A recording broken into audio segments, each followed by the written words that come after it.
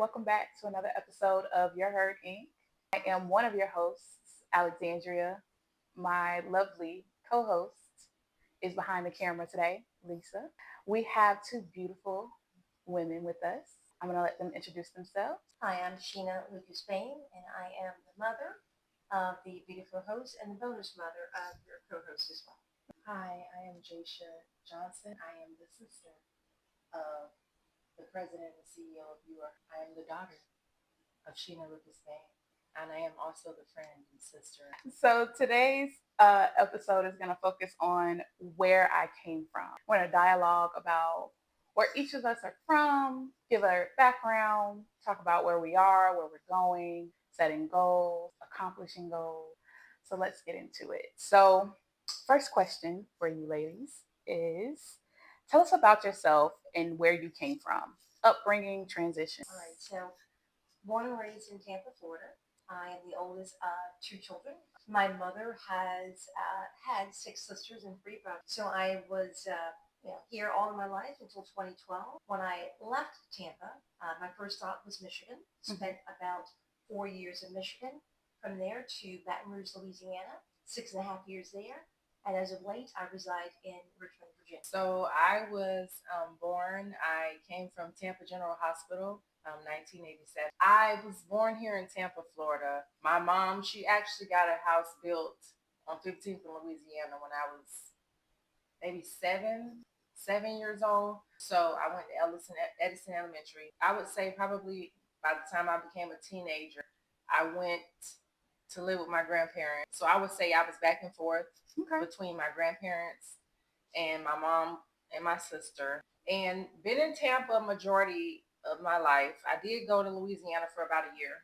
Okay. 2016, I just needed to get away and just reset. I can definitely relate to that because one of the reasons that I decided to move to Kansas City, granted, my mom was there. She's been there in Missouri for, I think, over 10 years, but definitely in Kansas City in about 2015, 2016, all my life. Spent the majority of my childhood raised by my dad and, of course, my mom, but my physical parent was my dad. Around 2016, I was like, you know what? I need to kind of like transit. I need something. I'm missing something. I need to like kind of find out who I am. So packed up all my bags and my little accent and me and my lovely co-host. We drove. We're going to talk about that story at a different time, but we drove to Kansas City, lived there for almost 7 years, and then I'm back home. Kansas City. It was complete. It was different because it's definitely a difference between Southern and Midwestern. I definitely got a different understanding of like God, family, country, living in the Midwest. It's definitely different. Going to a shopping mall on a Sunday, Easter Sunday, and the shopping mall's closed. That's completely different than, growing up here in Tampa. I think we all know like Easter, yeah, we're going to church and then we're going out, after we're going to dinner or we're going to someone's, but no, it's just completely shut down. So it was different. And then also it opened my eyes to how segregated the South is. I didn't realize that living here in Tampa, but then going to the Midwest and seeing how different cultures and different people who may not look like you or who look like you, they all, kind of just commingle together. What were some of your challenges really just trying to get yourself oriented with the people, the landscape? You had to introduce yourself. If you're not extroverted, right? You have to become a forced extrovert. Yeah. To just get along with people. What was that transition? So I will say it definitely pulled me out, and I had to kind of emulate my dad a lot because my dad's an extrovert person. So definitely had to make a lot of friends or, definitely introduce myself because I'm more so of a person. You speak to me, I'll, once I figure you out and you're good, then that's me, but it took me kind of having to take that role of introducing myself, saying, hey, this is where I'm from and meeting different people. It was definitely a challenge and took me out of my comfort zone, which was one of the whole reasons why I left Tampa in the first place. I was very comfortable. So I just needed, like I said, felt like I was missing something. So I had to kind of just get out of that. So segue into like, how do you separate what you do from who you are? So how do you kind of balance all of those roles? And it's very difficult at times to separate who I am from what I do. Hmm. What I do is I'm a public servant. And so being a public servant, you're selfless. You give to those in your circle, be it professional or personally, but family over everything. I've learned to unplug. I've learned to just kind of leave things at work. And when I'm with my family, I'm immersed in them. But every title that I've had has been rewarding. But Layla has been by far the most rewarding title to have. It's a balance every day, and I think life is full of ebbs and flows, but I'm a work in progress. For me, I'm going to be honest. I think when people say, you have to balance, you have to be able to separate the two and, who you are and what you do, I think who I am is ever changing. So I don't have like a definite title. I think for a long time I defined myself by a lot of decisions I made, just by a lot of things that I went through in life, but I realized that's not who I am. I can always rewrite my story. What I do is I feel like it's a continuum for me to always try to figure it out. So I'm always learning. So I'm forever a student because I'm always learning from the steps I take, learning from the things I do in mothering and work, like career life, personal life, wife, mother, sister, friend, all of those things you learn. I don't think it's ever easy. I don't think it's ever, and I'm learning to just not always feel like I have to have just that, that perfect amount of balance, because some people struggle with that. You have to balance your personal life and your work life, your home life. You have to be able to decipher the two. You have to be able to just live. And every day things happen. And so for me, I'm just forever growing. That's who I am and that's what I do. Yeah. So I think for me also, just for me, I know that being okay with who I have to be at work sometimes may, for lack of a better term, bleed into, my personal life. I have amazing perspective and I can see things and I have a leadership role. And I find myself sometimes having to say, okay, in my personal life, ooh, but it's like, oh no, you know what I mean? So it's understanding and embracing that's just who I am as a whole. And then those attributes that I have as being a leader, having perspective, being able to see both sides and finding that sweet spot in the middle, being able to not only apply that in my personal life, but then taking it into the workplace and being able to look at business decisions that have to be made and offering, my perspective and in my opinion and being confident in it. It's more so of embracing those things that make me amazing and then also embracing those things that I'm growing through to kind of improve on and just like you said, just embrace all of it and just do day by day. Absolutely. Moment by moment. You made a lot of good points, because even in that, just being able to take you being a natural leader and being able to find those strong suits and how to apply that to life. So that's good. Agreed. I want to anchor on something that you both said about feeling like you have to turn it off, but do you really have to turn it off, right? I think if you have perspective and the way you view things and from your seat in the stand can help someone make a better decision, Right. then you bring them up to a different level. Yes, we're not employees of each other, but I think being able to dissect, be a fixer, being out working outside of work, that may not be a bad thing. I think it's how people receive that. Exactly. Makes you feel like I'm doing something wrong, that I have to turn this off. But bring those ideations to the conversation, help someone figure out a new way of solving an old problem and do it in a way that is tactical and supportive and not like we're in a boardroom meeting. But don't minimize those ideas and don't stop growing and learning.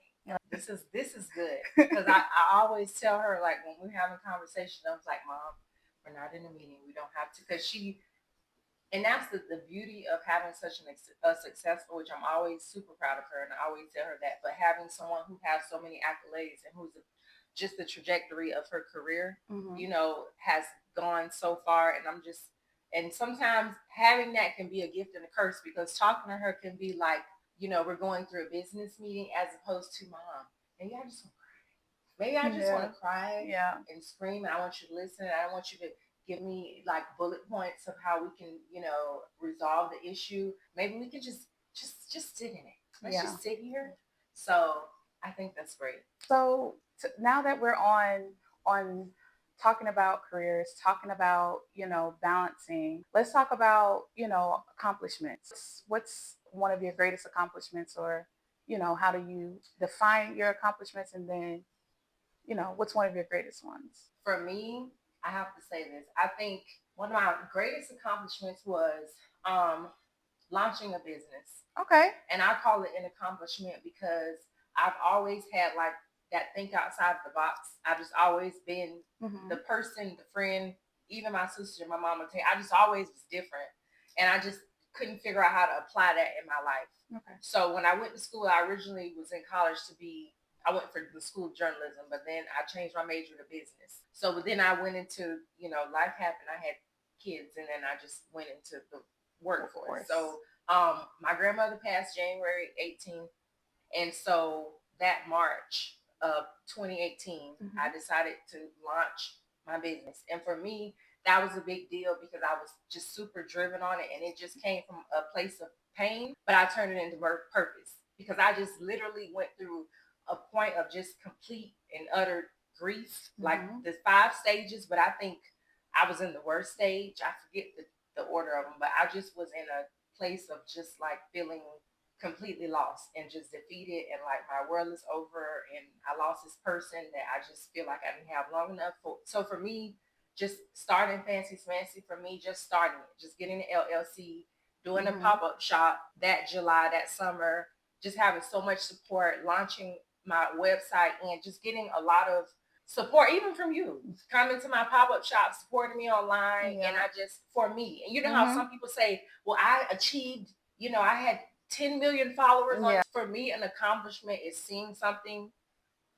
and then executing it and actually being able to say, this is something that I did, whether you started and you're in the process. So for me, that would be definitely, for me, that would be one of my biggest accomplishments. I miss Fancy Smancy. So for me, it was landing after a layoff. I worked for a company for 22 years nearly, and I was a part of a reduction in force, and I was gutted. And so I felt like, what am I going to do now? My entire resume was rounded out with one company. Who's going to hire me? I can't do anything else. And so being able to show resilience from that, take that experience, become stronger, better, recognize that leadership was a privilege, one I probably didn't take advantage of or might not have been ready, but I bounced back in a way that I could have never imagined. I built tables when I was not invited to others. I networked, I collaborated. It just reignited something inside of me where I was completely gutted. I felt like everything that I had given was for naught. And that was just the beginning.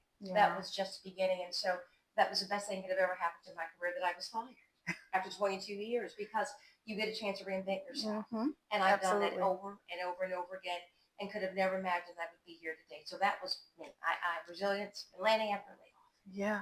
I think for me, I packed up my life, my entire life. I was 24 going on 25, and I was at a point, I don't have any kids. I'm not married. I'm not in a, serious committed relationship. Let's go and sit with mom. Because you can go and you can find pseudo, or you can find, place for it, but there's nothing like having that relationship and that connection with your mom. And we did have that connection.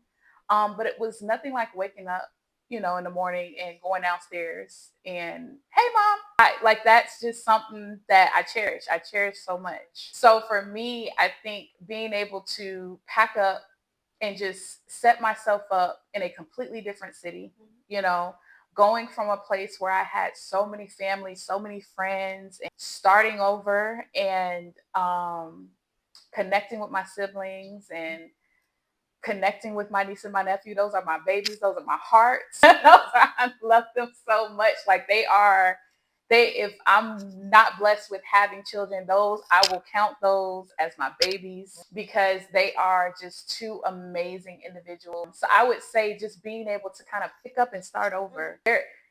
Sometimes when doors close, we don't recognize sometimes that they are blessings. Like you basically just talked about how, a door may have closed, but you were able to completely reinvent your career, and it also reinvigorated something in you as well. Sometimes just because a door closes, it doesn't necessarily mean it's over. It doesn't necessarily mean, you failed, but it's just an opportunity.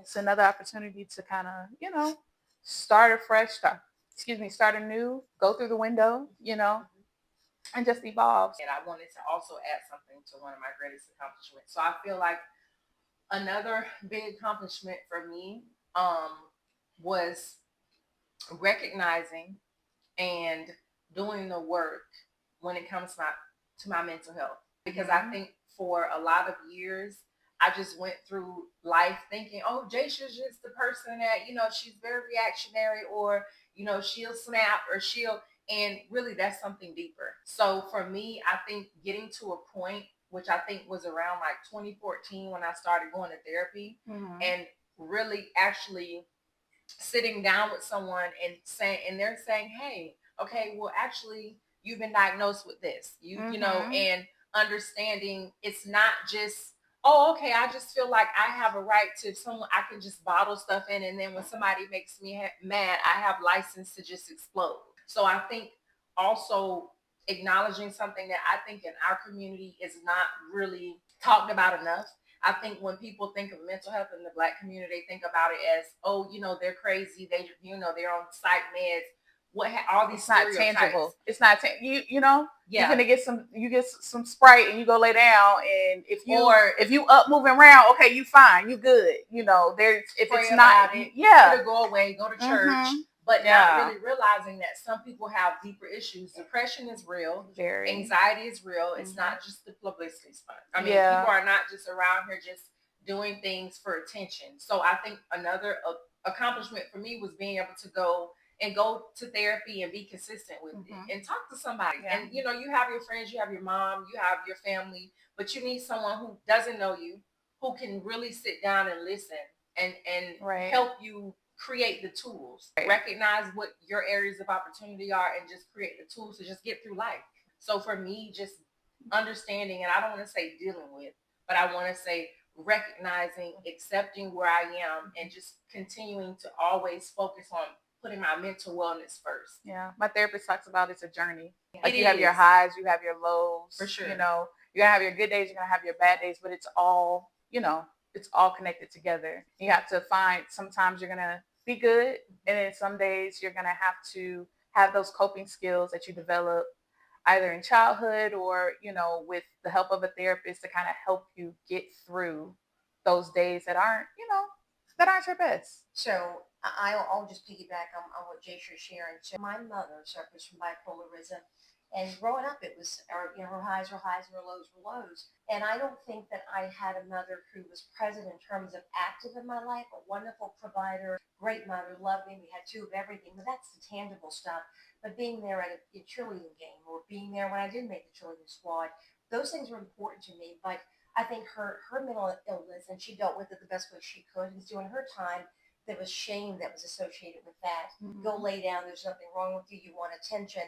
And then she just bottled up in the inside. It was exacerbated. So now she needs some intense therapy. So I applaud you for really saying, hey, there's something that's off here. May not be normal behavior. I want to address it and do something about it. So, a little bit, I told you about Sheena the professional. Let's talk about Sheena the person. But way before that was afforded to me, I was a mother. I had Jaysha at 17. And I was excited because she was there at my high school graduation. She was also by my side when I got my master's degree. I had Elisa right at 18 months later, so 2 babies before I was 20. And you talk about a struggle. But they didn't ask to be here. It was my duty to make sure I took care of them and loved them in the way that I knew how. And we figured it out. It was very tough. We were teenagers. I was a teenage mom, and they became teenagers, and I was still maybe not as mature as I could have been, but we figured it out. And so trying to be independent led me on housing and welfare and food stamps, and then I graduated to Section 8, and then I reached a point in my life that I went from being a Section 8 recipient to being a homeowner where I placed my home on Section 8 to give someone else a chance. Moved my children from inner city to the suburbs, and really wanted to make sure that they understood and appreciated the struggle. Everything comes at a cost. Work very hard and be grounded.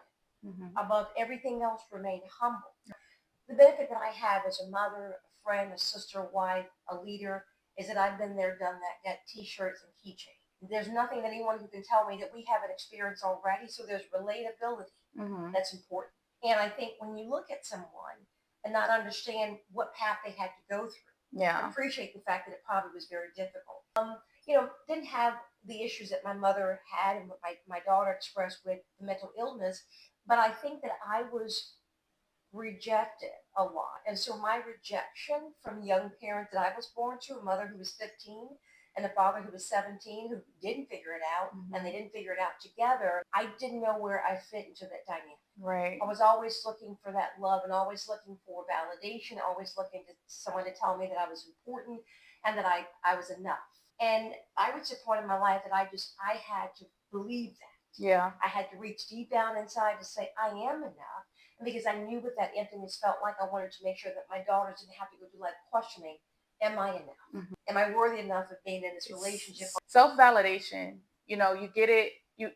My mom taught me something so amazing. That's why I love that's my mother, but that's also my friend. And she taught me the importance that validation, it comes from internal, but those external ways are from your parents. They're from people that are important to you.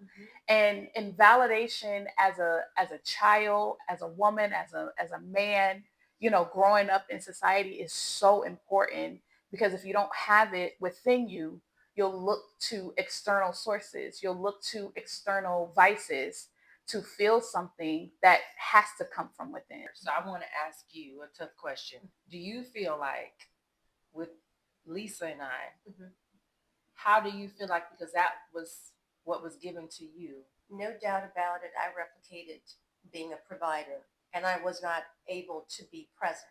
And my inability to be present because I was also a survivor. I had transitioned from relying on the state and the city to give me food and housing and clothing to saying, I've got to step out on my own. And to be able to do that and to show you a safe place and what I thought was a good life, not the best life, but a good life, I had to make a lot of sacrifices. And so I was not able to be a stay at home mom. I was trying to finish school. I was working mad hours. You guys needed me, and I could not physically be there in everything that you wanted me to be a part of. Did the best that I could, but no doubt about it, I replicated survival. And I think because when I became a mother and I recognized that my path put me on survivor mode, I instantly was no longer upset with my mother. It all made sense that given a different circumstance, she would have been both a provider and present and active in everything I did.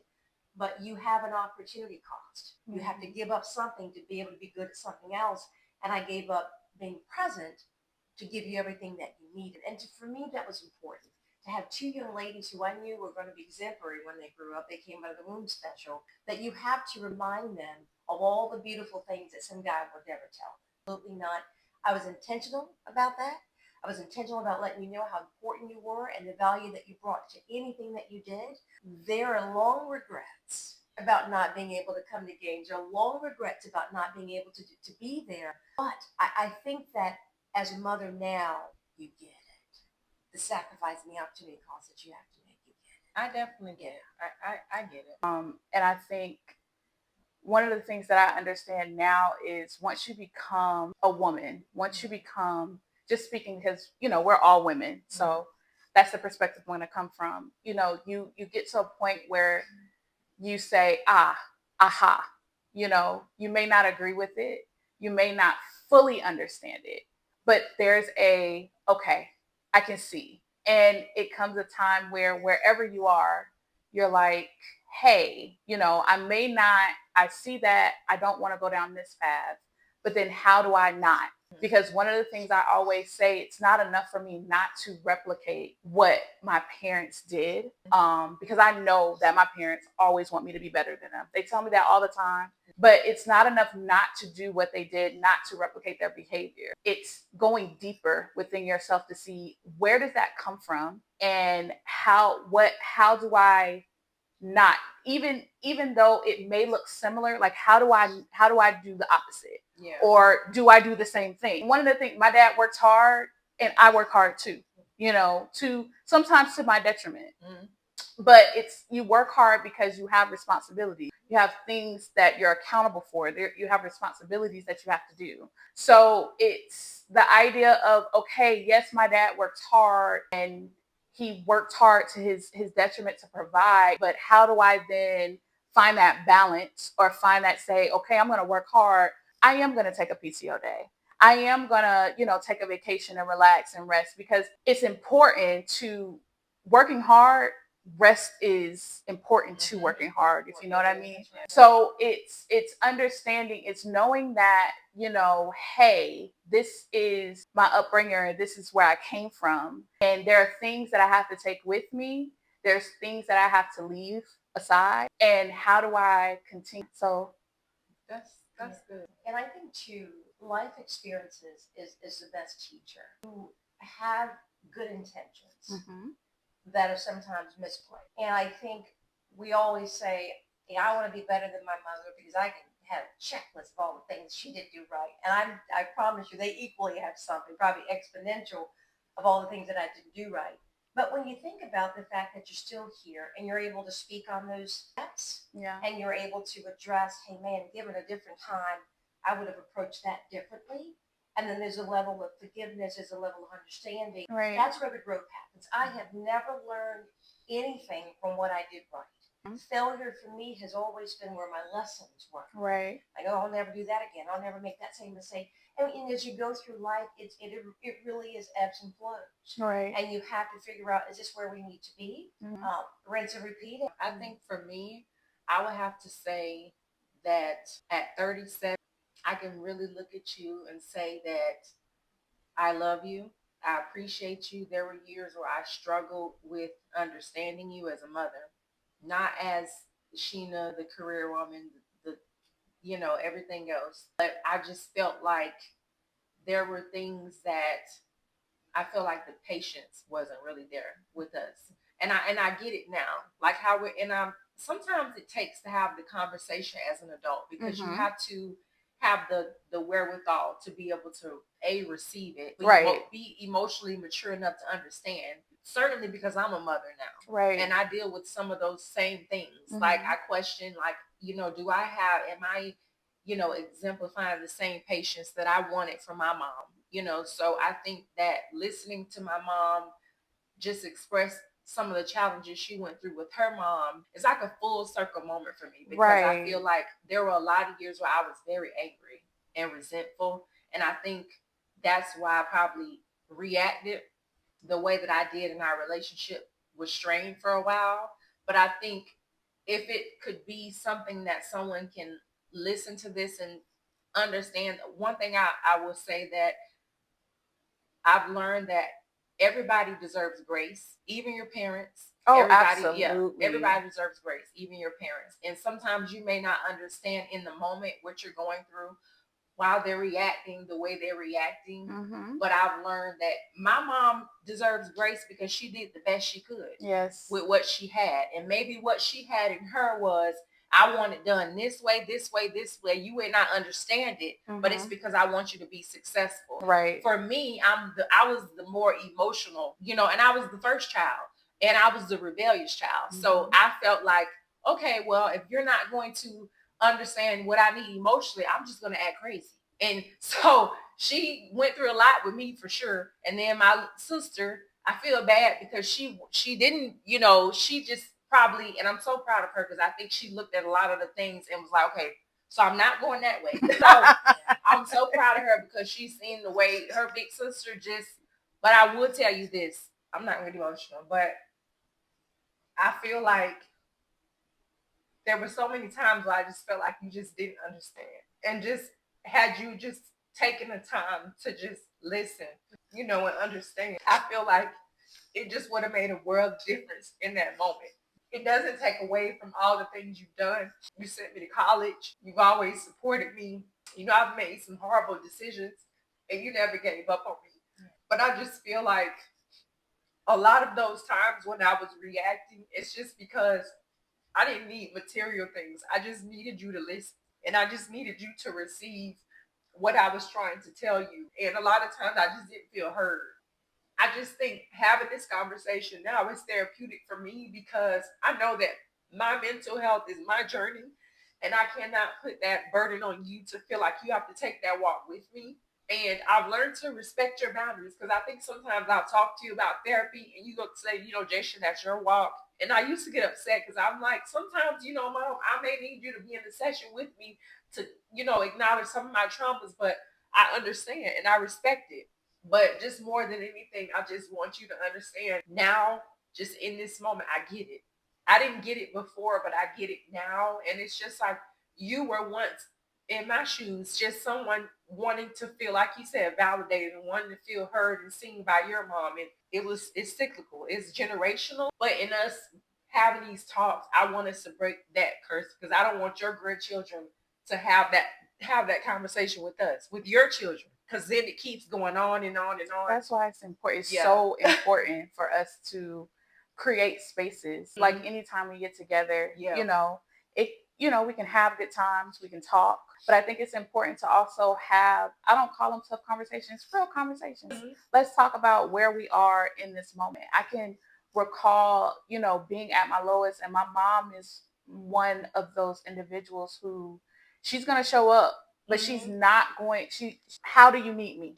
Because I recognize and I respect that you're an adult now. So I listened to this sermon one time, and she talks about how the transition from child, me being having to take care of this child and grow it up, to okay, how does this child need me now? Because they're not dependent on me for food and shelter and clothing. So how do I show up? It's a transition. And I told my mom, I said, I can't imagine, being 30 years old, having 5 children, and feeling the way I feel, how I felt. I couldn't get off my couch. I don't know, because I know that you felt this way, because it is. I know sometimes with depression and anxiety, it's chemical. It can be genetic. It can be attached to bloodlines. If you understand spiritual things. So I told her I can't imagine that, and in that, it was that recognition of, not only is that my mother, but that's a woman, and in womanhood, and it's an amazing hood to be a part of, because I think we all understand, being from Tampa, we all understand being from the hood. Like, womanhood is one of the most amazing, challenging, beautiful, difficult hoods to navigate. You know what I mean? It has its ups, it has its downs. You're able to relate. Sometimes you can't understand, but I think it's just important for us to continue to have dialogues and conversations, on and off, camera, podcast, things like that. Just creating spaces where we can all kind of, talk about what's going on with us, the real us, I want to go back to what you're saying, because I don't want to not acknowledge your emotions and what you're expressing today. And I'm so glad that your sister created this platform, because to take a page from her playbook, you are heard. When you were a teenager, I was probably just entering my, early 30s. I was not equipped to deal with the child that did the things that you expressed earlier. And so when you are pregnant and expecting you're going to have a boy or a girl, you have no idea how they're going to turn out. But to have a child that was different, that was difficult, that was challenging, I did not know how to handle that, because I didn't want that. I didn't want a child like that. But I realized that all you wanted to do was to get my attention, and I was not there to listen and give you that. And I can't undo those days. And if I could carry that for you, I think I'm strong enough today that I'd do it in a heartbeat, and do it all over again, to ease the pain that it created for you, to ease the difficulty that it had with you and your sister. I spent so much time trying to keep you in line. She felt like I didn't even care about her. She was always trying to say, look at me, you have another child, right? And so as parents, you now have 2 kids apiece. One's going to give you a challenge. One's going to be your perfect child. And you have to go through that. But the beautiful thing is this, and you use that word grace, right? And I hope that you can extend that to me. I've long given it to you. I've long given it to my mother. And we have to not hold each other in bondage for a moment in time. I'm not minimizing that. That was a difficult time for all of us. Right. We had our journey. Your sister and I had our journey. Right. Your children have taken you through a journey. Right. But at the end of the day, God put us together. And I'm so proud that he allowed y'all to experience life through me. And whatever chaotic life that was, I did not know how to handle that. And I think I had to grow in a lot of ways, and I had to grow very quickly. And I had to deal with my own challenge. I was 17 and 19 with your sister. So you see all of that inexperience, all of that immaturity that brought about the level of pain that you carry. But At no point, I hope you felt not loved. I get not being heard, and you are now. Always loved, always supported you and your sister both, and until my last breath. That is my role as a mother, to be your protector, to keep you in line, because I had already gone through where you're probably going. And what's your role as a mother? To be a protector. Right. And you block and you tackle and you try to close a door. Not gonna let you do that. Not gonna let you do that. And then you lose the fight. And you pray and hope that whatever you instill in your child comes full circle like you have. You're both amazing mothers. You're amazing wives. You're partners. Amazing sisters to each other. And you know what? I'll take the rough days all over again if it's going to make me sit here on a platform that my daughter created, and to hear you and what you've done with your job and her success, her business, your business. Those are the things that make you tough. Those are the things that give you resilience. And those are the things that say, I survived. You ain't got nothing else for me in life. You can't do nothing better than that in life. You've gone through it. It all works together. It all works together. The good, the bad, the things that we wish we didn't experience or see or have to go through. It's a part of our journey. And as best as we can, as in your your walk with mental health, and as we grow and evolve, we find ways to embrace those tough times, because it got us to this very moment that we're in right now. Sitting here, being able to talk and dialogue, those times, those good times, we celebrate those good times, but it's important to embrace those difficult moments, because we're able to, look back on those and pull the knowledge, or even pass down, or even able to help negate or stop or close doors to those experiences that we have. Nothing else. I think the most imperative part of all of this is understanding that if you feel like you're in a place and something has, you have traumas and you have, unhealed things that you've been through, you have to revisit those. Absolutely. And I think a lot of years I just went through life not really trying to acknowledge possible past traumas, but then realizing that I had past traumas, and then understanding that, okay, it's time for me to start tackling these things. Right. So doing that, just being able to heal and not holding my mom hostage to past decisions she made, just for the greater good of just trying to see her daughters be successful. Right. But then realizing that I also have to do the work for myself, because I can't sit here at almost 40 years old and say, because you reacted this way when I was 17, it's still stopping me from doing what I need to do now. That's unfair to her. Absolutely. So just, if anything, being able to heal from those past things, and just having your mom or your dad, whomever, to acknowledge, right, because you can't heal from what, or you can't fix, you can't rectify what you don't acknowledge. So if you can't even sit here and say, as a mom, you know what, I may have dropped the ball. I may have not been emotionally equipped to hear what you had to say at that time. Right. That's a big thing for me. Right. So just that makes me feel much better, because it's just like, I know in all of that, it's like a domino effect, because then I'm not there for my little sister, because I'm, doing whatever. And then, then she kind of gets like my mom said, she feels like she's not getting what she needs, because my mom is dealing with me and all of my stuff.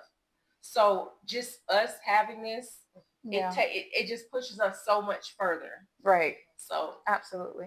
So out of all the things, like, we've seen things, we've experienced things, positive, good. So do you guys still have goals? I know that there are things that you guys have accomplished, because in both of your careers and just in life, personal, professional, you guys have hit some really, really great milestones. So although we've hit some great milestones, do we still have goals, short term, long term, in the process of accomplishing? It's not over. I think that what's my purpose, and am I living in that? I live in my passion about that, but what's my purpose, and am I living in that?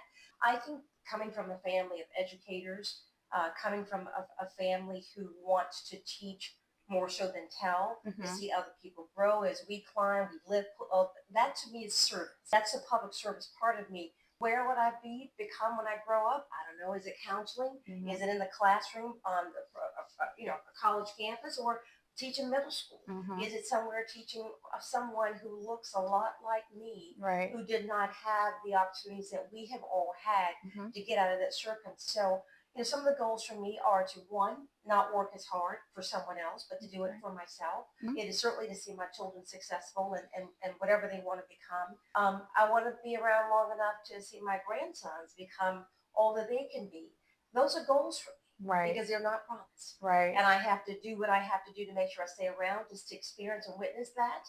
We lost a huge part of our life 3 years ago, and it was profound. And I think we all lost something of ourselves during that loss. And through that pain, I have to do something to push through that. Mm-hmm. So memorializing him Mm-hmm. and all that he should be here today, Right. I'm on a mission.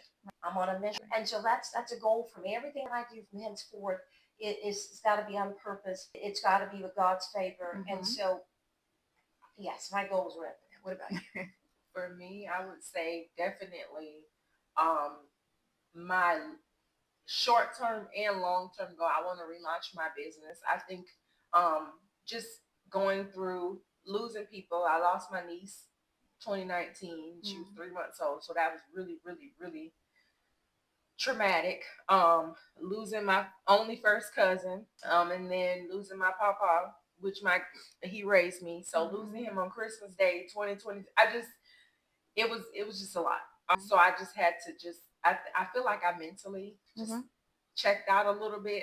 So I would say relaunching my business. I think short term and forever for me is focusing on just my well being, making sure that I'm good for myself. Because if I'm not good for myself, I'm not good for nobody else. Right. Just continue to try to elevate. But just staying super laser focused and doing what's best for me, and no longer, sorry mom, not so no longer feeling like I have to do things because it's expected. And I think a lot of us set a certain standard for ourselves, because it could be our moms or our dads or society or friends, or you would really be good at this, or I know you started this, you should finish. So focusing on what's good for me, because at the end of the day, when I leave here, I'm leaving with me. So just that's for me, that's my forever goal. Just focusing on what's good for Jaysha, and what I need to do to feel fulfilled, and to feel and do it purposefully, and just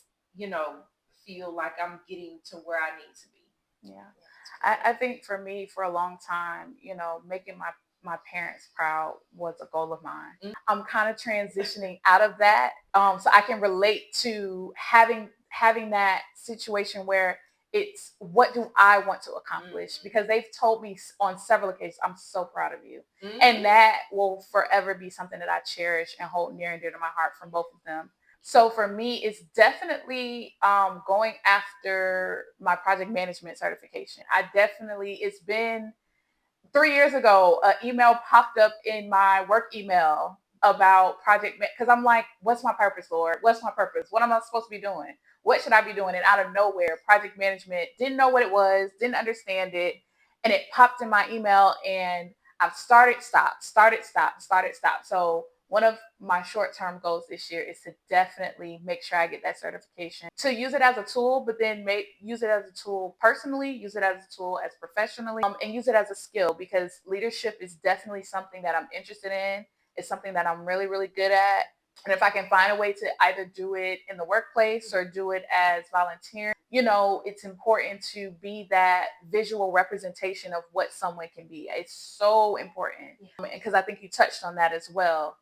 To just embrace another goal, a long-term goal for me is just to embrace who I am holistically, all of me.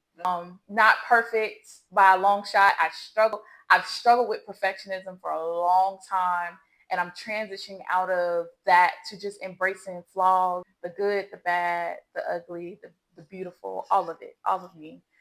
I'll just give you a little bit of advice on that too. And I think everything you're saying is certainly commendable. And I know you'll do it, and you'll do it very well. Enjoy the journey. Enjoy the journey, because you can get so caught up on trying to check the box of all the things that you want to do. PMO, EPMO, MBA, PhD, DBA, and you lose track of enjoying the journey. Right. You can only make so much money in life, and then you die. You can't take anything with you. but just enjoying that life along the way is so very rewarding. You know, and you mentioned about leadership, and I said it was a privilege. Leading others is one thing. You are a natural leader. You're a natural leader. You've taken control of and moderated this discussion, and you brought us back, and you've allowed us to deal with some things that we probably otherwise would not have faced. And Jaysha gave me some cathartic feedback about some things that she's dealt with in the past, and I needed to hear that. I needed to understand that. Yeah. And so, no, leadership looks very differently. Mm-hmm. Not necessarily leading people, but enjoy the journey. Yeah. It would be the only advice that I give you, and have fun in doing it. Have fun in doing it. I think that's a great segue into something that you know now that you wish you knew in your 20s and 30s, like as you're in those development. Because I think, and you don't realize as being a woman, your 20s are basically when you hit 30. I know for me, when I hit 30, I'm like, so what's some things that you wish you knew now that you know now that you wish you had in your 20s, in your 30s? For me, it would have been financial literacy. I think I spent every dime I ever had. No one talked about generational wealth. No one talked about investment in our family. No one talked about, we just were living for the moment and really, survive. And so for me, it would have been financial literacy. It certainly would have been on a personal level. I wish I would have had more courage. I wish I would have had the ability to stand up for myself, to speak against things that I think that were not favorable or would have some long-term effects in my relationships and relationships with my children. So courage and financial literacy would have really paved the way for me. My life would have been different had I had knowledge of those 2 areas. Jaysha, what about you? Ooh, that's a good one for me.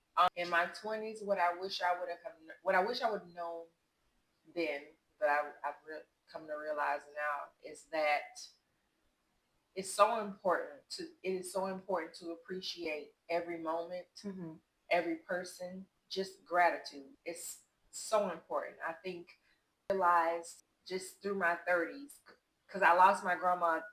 I turned 30 November. She passed in January. We were like this. And so that was a lesson for me.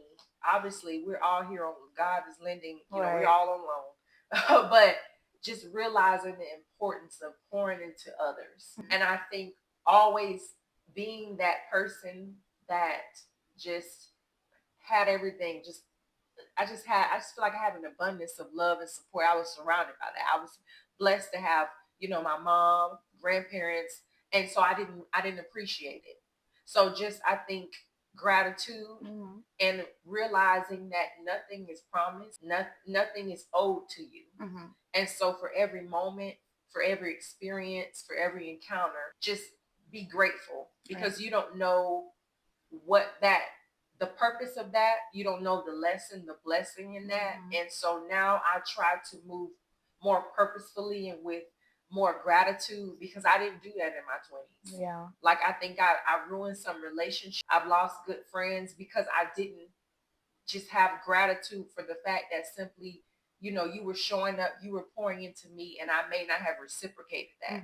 So for me, that's the biggest lesson, because if you have nothing else, if you can be grateful for the things you have and you can look at your blessings and magnify those, sometimes that just can alleviate a little bit of the pressure of feeling like, what have I not done? What have I not accomplished? For me, it's not allowing my decisions, not trading my trust for the decisions I've made. Okay. And I'll tell you, one of the biggest things that I'm fighting to get back in my 30s is trusting in myself again. Because in my 20s, me being at a level of maturity, as mature as I can be with the experience that I had so far in my 20s, I think me going into high school, knowing that I was keeping my virginity. I went through high school, I kept my virginity. I didn't lose my virginity until I was 21 years old. And it was something that I trusted in myself. Like, no, this is something that I'm doing. This is something that I know to be true. And I think getting out into the world and leaving that safe space, I traded my trust. And it's something that I'm fighting to get back within myself. That I'm winning it back day by day. But it's just knowing to just keep that, no good or bad decision, You trust in yourself. You keep that with you. You don't trade that for anything in the world. What you feel and what you know to be true, you hold on to that. But the fallout is the fallout. You live through it. By the grace of God, you'll have opportunity to fix it. You'll have the opportunity to live through it. But don't trade, that trust that you have in yourself. That's a good one. But can I just say something? When you say that, I'm just for you. I admire you for that, because for you to say, I went all this time, and then for you to say I'm still fighting with myself. You don't have to fight with yourself. Yeah. Because at the end of the day, you did something that a lot of us can't see. But Yeah. I want you to allow yourself grace in that, because it's okay. You make decisions, but look at where you are now. Yeah. So we all have made decisions, and we can say, "Ooh, if I could undo that, you can get that one undo." Mm-hmm. But I really admire the fact that you have a certain standard that you're setting for yourself, right? And that's a beautiful thing, because that's something no one can take from you. And like you said, knowing that trust and allowing yourself to follow what you believe within yourself, and not allow anybody to compromise that. Yeah. That's dope, because some people don't have that self-discipline. It's so important. It's so important to have that, to not, the influence comes, mentorship comes, but I think overall that what's within you should override everything. You have things that are poured into you because God sent us with everything that we need, and whatever we don't have, he's going to send as a resource. For sure. So for me, it's being able to kind of just get back to that, to just reboot, because I had that. Like there was, and it's not just the Virginia thing. Like I was so sure, having that, it leads into that, having that confidence and that courage that you talked about earlier in our conversation, to be able to, just walk in that, just be comfortable with that. So I love that for you. Yes. And so I love that for you, but I just love how you eloquently put it. Like